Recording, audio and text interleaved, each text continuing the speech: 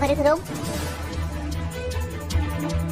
விஜயின் கட்சி அலுவலகம் முன்பாக அஜிதா என்ற பெண் தற்போது போராட்டத்தில் ஈடுபட்டிருக்கிறார். தூத்துக்குடியில் மாவட்ட செயலாளர் பதவி கோரி தவேக அலுவலகம் முன்பாக அவர் அதிரடியாக போராட்டத்தில் இறங்கியிருக்கிறார்.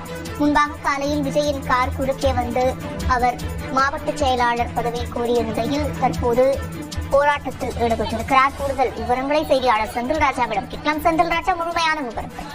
சிவரஞ்சனி, தமிழக வெற்றி கழகத்தின் இறுதிக்கட்ட அந்த மாவட்ட செயலாளர்கள் பட்டியல் இன்று கொடுக்கப்பட்டிருக்கிறது. அதாவது ஏற்கனவே 120 மாவட்டங்கள் பிரிக்கப்பட்டு அதற்கு மாவட்ட செயலாளர்கள் அறிவிக்கப்படும் என்று கூறியிருந்தார் விஜய்.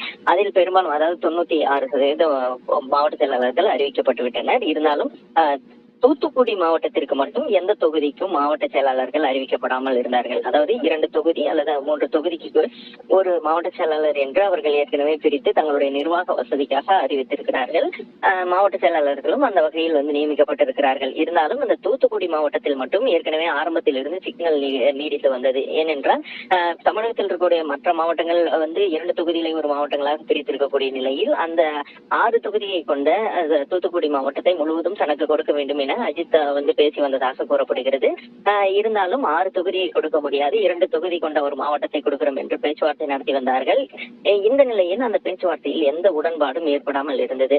அதே போல தேர்தல் நெருங்கி வரக்கூடிய இந்த சூழலில் அந்த தூத்துக்குடி மாவட்டத்திற்கு மாவட்ட செயலாளர்கள் அறிவிக்கப்படாத நிலையில் இன்று அந்த எஞ்சி இருக்கக்கூடிய மாவட்டங்களுக்கு செயலாளர்களை அறிவிப்பதற்கான அந்த வேலைகள் நடைபெற்றது. அதற்காக விஜயும் இன்று மதியம் 1 மணி அளவில் பனையூர் அலுவலகத்தில்